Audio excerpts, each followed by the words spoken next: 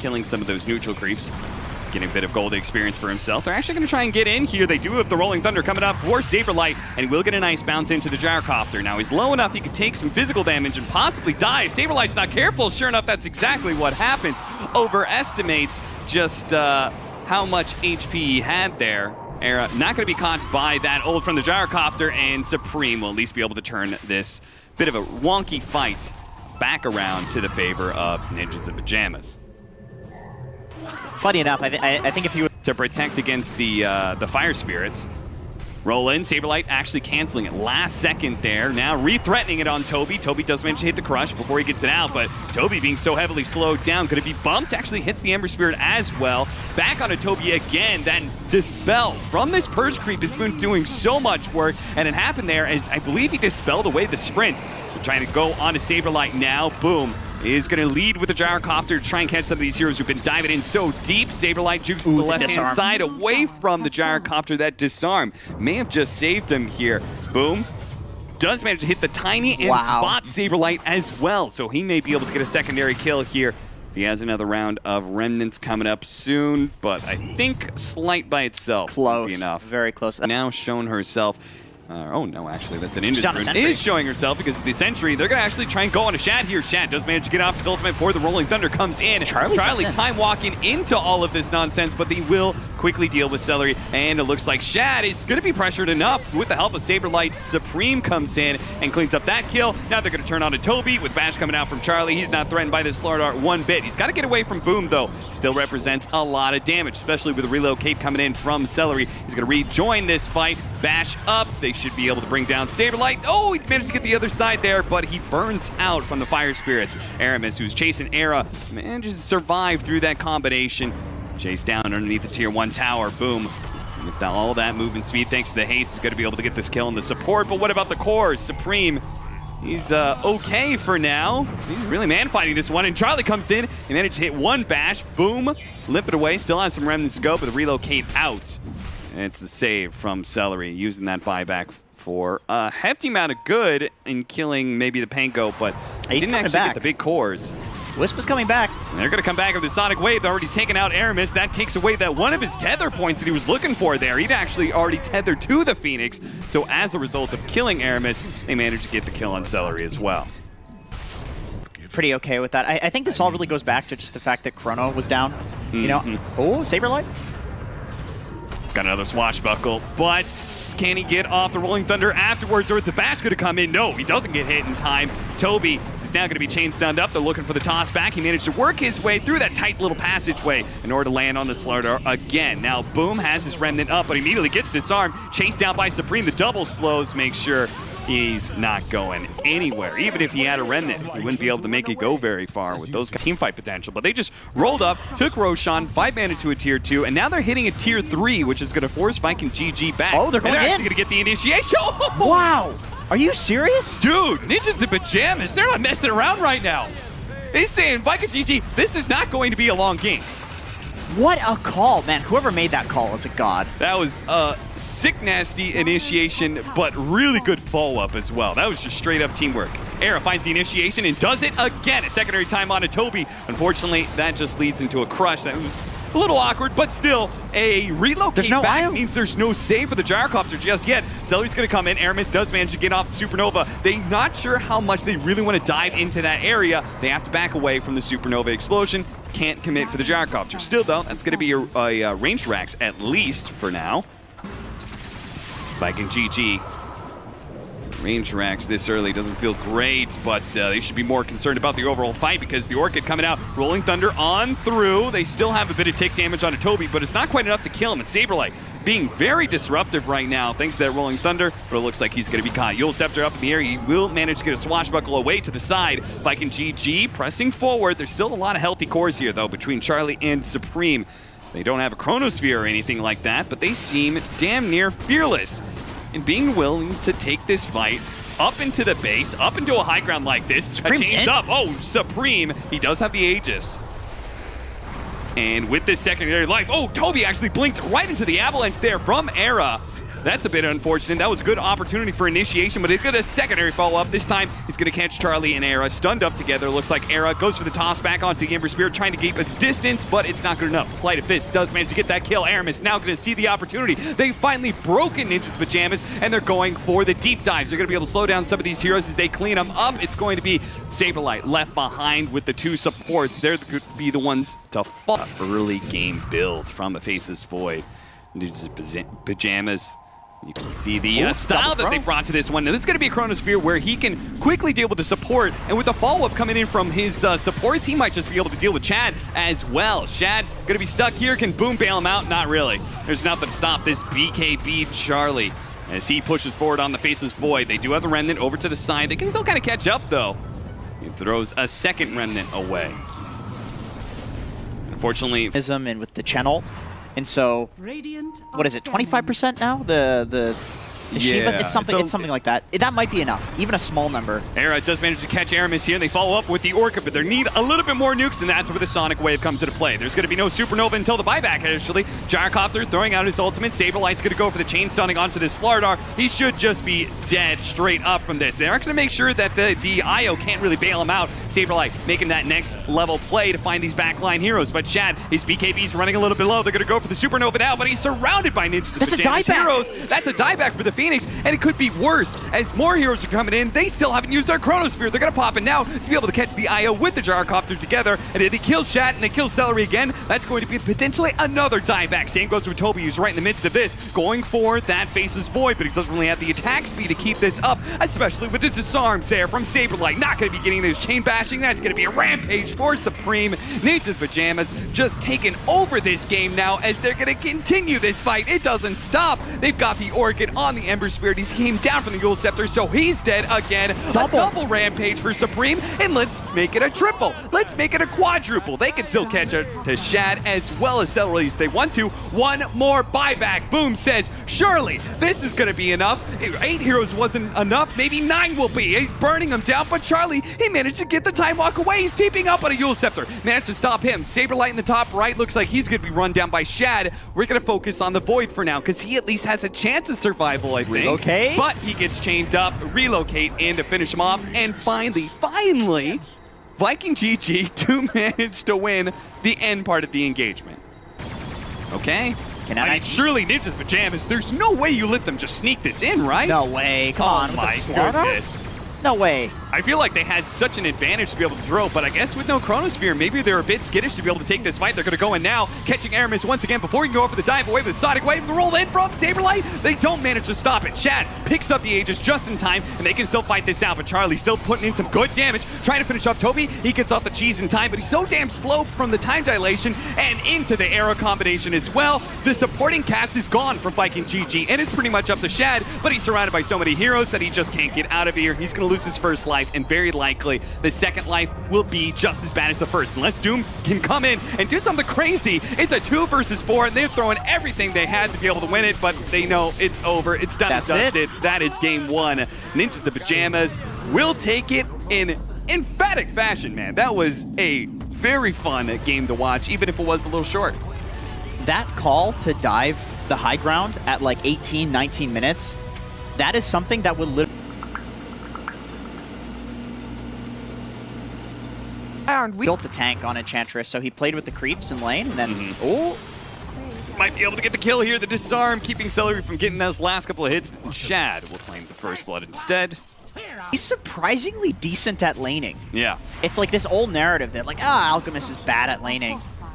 Oh, charge on in. Boom got a little bit low, and Supreme thought to himself, maybe I can get him, but he falls into the trap, the Spirit Breaker trap. He wants you. Long jump in onto Supreme, but Era has been baiting this out the entire time. Positions himself to get the toss. They do manage to hit the LSA. That'll lead into the Laguna Blade for the kill. They bait there, trying to guard the Power Runes once again. Storm Spirit trying to gun for Supreme, but again, he's caught by an avalanche, and this is going to be chain stun. Toss, Inkswell. I can't understand what is going on here in his head. One of those things that Lacoste was talking about. I see. What things were those? Shad I don't think they can really burst him, but Supreme's coming in. And if Supreme is here, he can output the damage that will manage to get the kill on the Alchemist. But they've already thrown everything they have to be able to kill that Alchemist. So now VINKIGG are kind of free to just run down whatever heroes they can catch. First is going to be Lina. Now it's going to be Era as well. So they pop the Supernova to make sure there was no turnaround opportunity. Misha. Oh, so close. Aramis gets so overpowered, then it's going to be abused pretty quickly. Aramis, a short charge just to be able to get away from Charlie for a moment here, but he cancels it. And now he's going to be run down. No support incoming. If he could somehow keep himself alive for 4 seconds, he could charge out again, but time dilation, actually. I hate to keep being the guy that's looking at the people that are dying and being like, oh, what a play, but...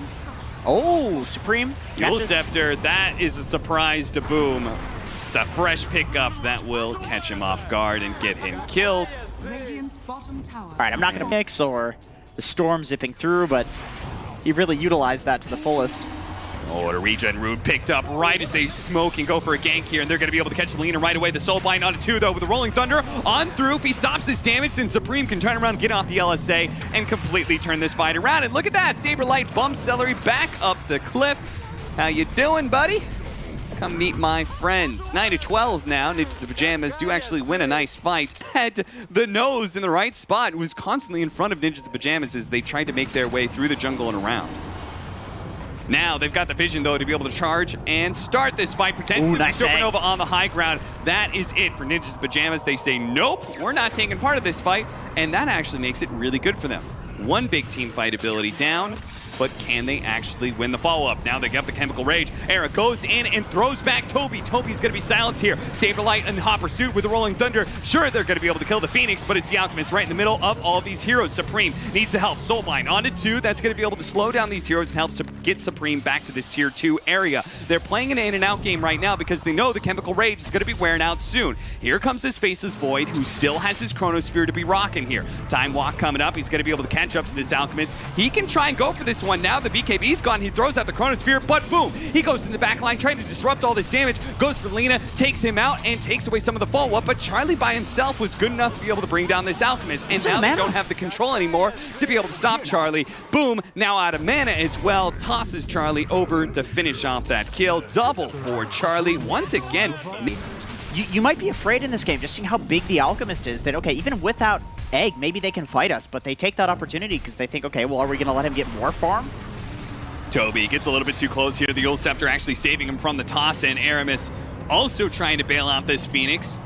Using that rapid movement speed to be able to get away. Just first hit bashes Charlie underneath the tier 1 tower. Forces out the Time Walk, and Charlie is in a bit of trouble here. He doesn't have a Time Walk for 1 more second. Tries to get close, but the impetus damage was still enough to get the kill.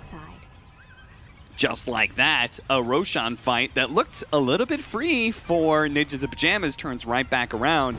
And maybe it's VINKIGG who have the free opportunity here with a Roshan that's already down to 3/4 HP. A buyback immediately with Charlie, but he doesn't have the Chronosphere. So is VINKIGG going to be that threatened by a Void with no Chrono? Seems like not. Shad is going to be going for it for now.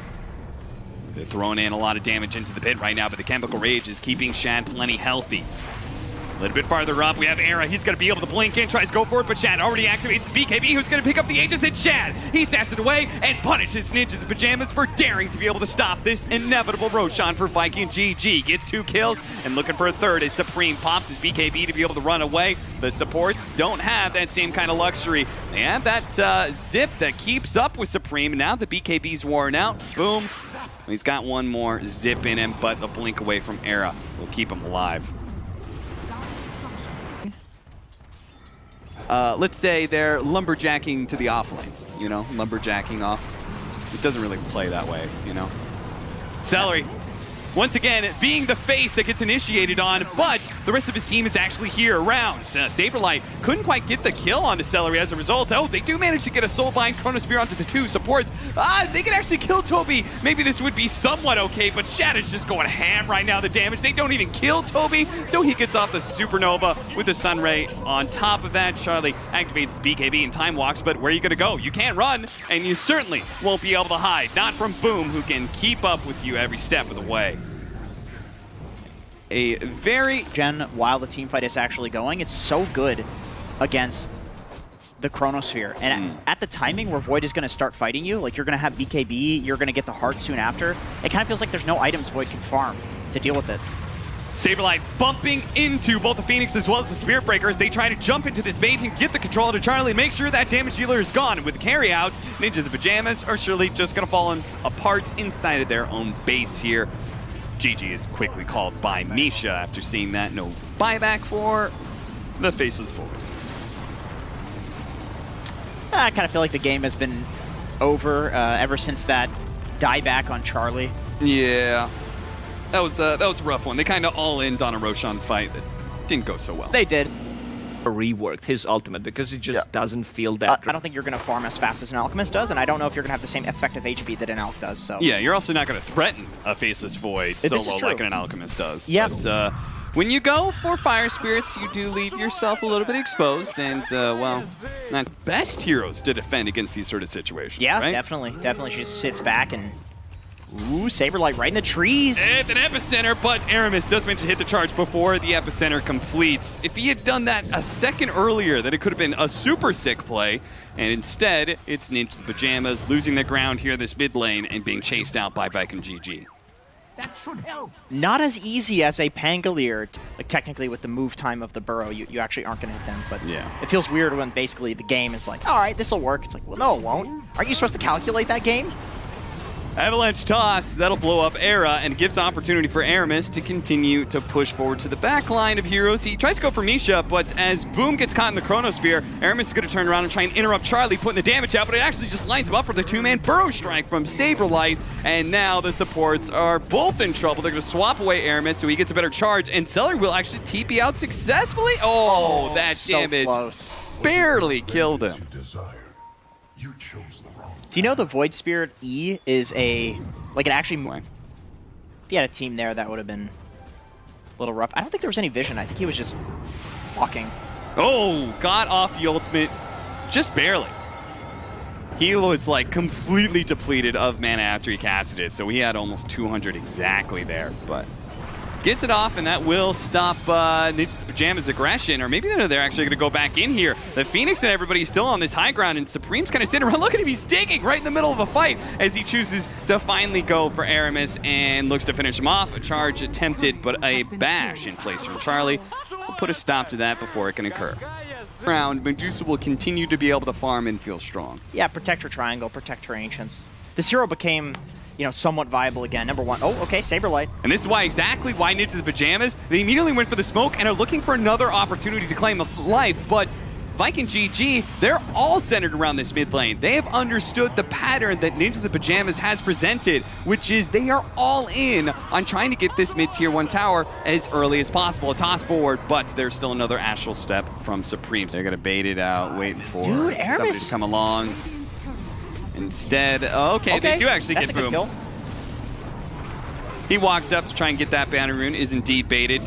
Caught, the courier goes down for the Medusa as well, and Supreme still looking for another here. Nice dissimulate dodge of the magic missile, catches Toby enough. The swap back though, gives Toby an opportunity, but they're going to Chronosphere to seal the deal.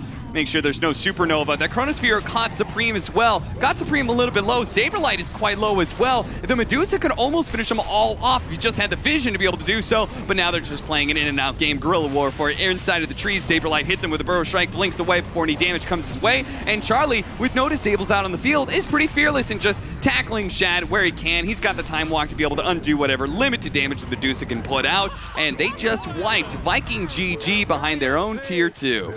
Man, another one of those currently winning the game? I don't think so. I think that's Boom.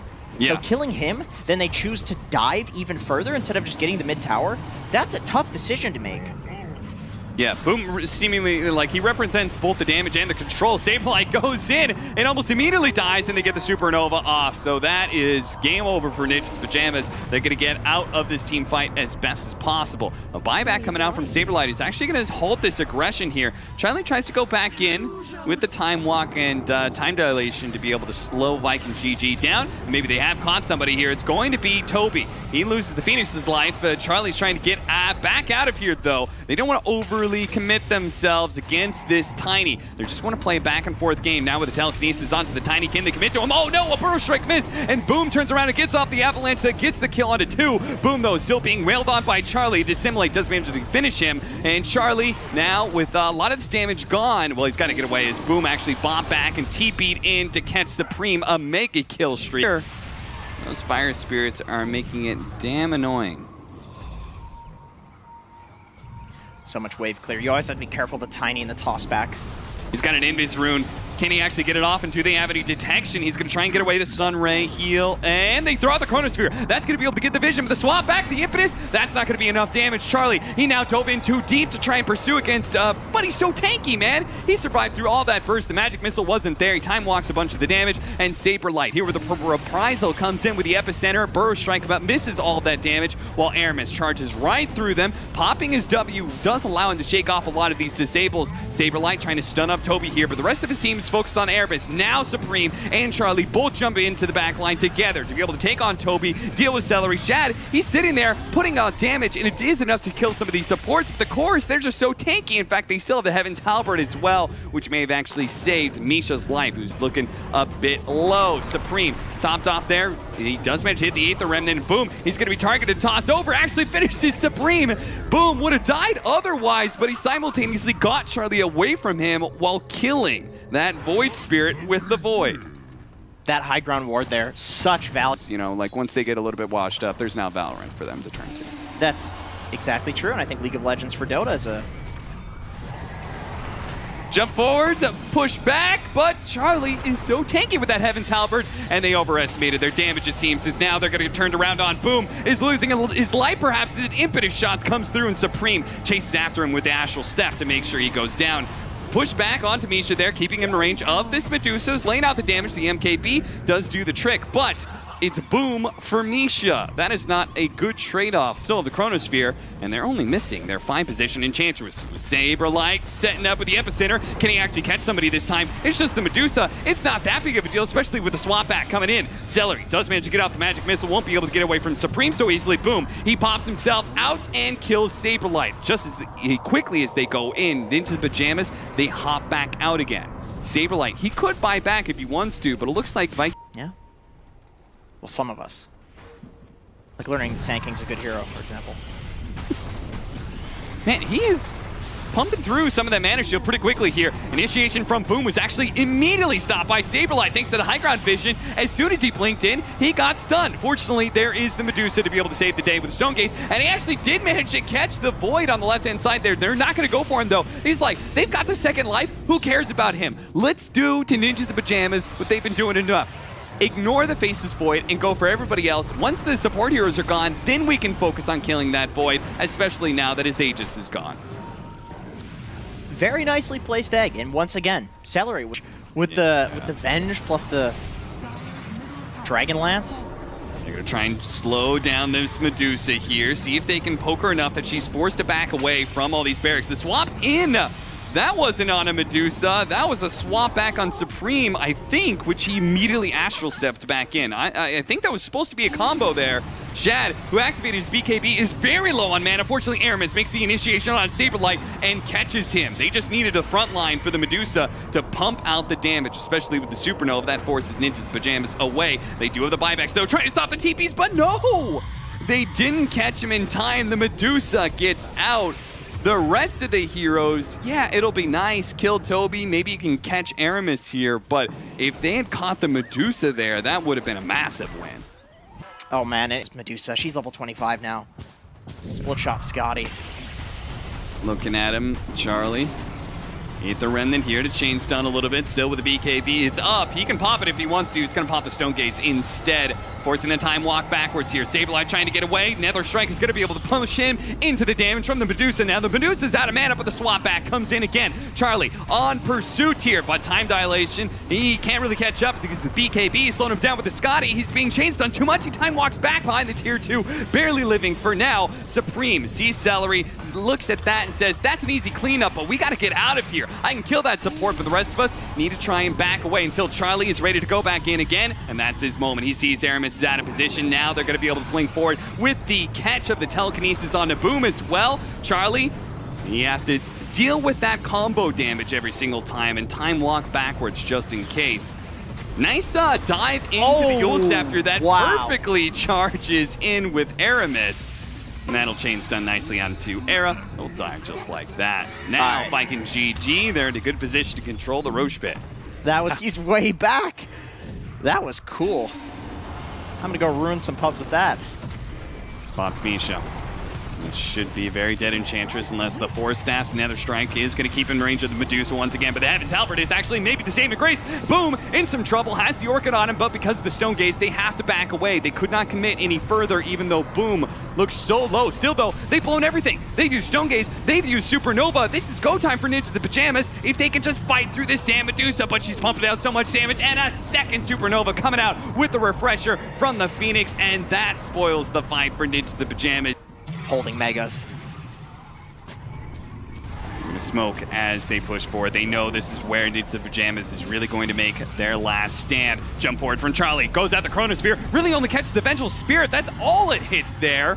Meanwhile, did you see the hell that Boom just rained down on the Nip heroes? He just killed them 2 heroes with his Aghanim Scepter. They're going to buy back on Saberlight, but Misha doesn't have one. They're going to wait for the Supernova. Fortunately, there's going to be still a Glyph. Boom starts laying out that damage once again. Now, this time around, Supreme, he trying to get in there, but immediately he's targeted by Boom as he gets tossed up in the air. A second round of Supernova. Charlie bumped by the Nether Strike, controlled up long enough that even as he buys back, he's lost too many of his allies to be able to hold this. Shad gives Charlie the tip. He said, "You played it in an interesting way, my friend, but in the end, you're not going to be walking away with a victory." Another toss back into Shad. Shad is just a mean, lean, arrow shooting machine who is bringing down each of the members one by one. Now it's just left with Charlie as they call the GG. And Viking GG walk away the victory in this series. It was a little bit of a rough start for them, but managed to pull through. Nice game 2, a little bit of a closer game 3, but they're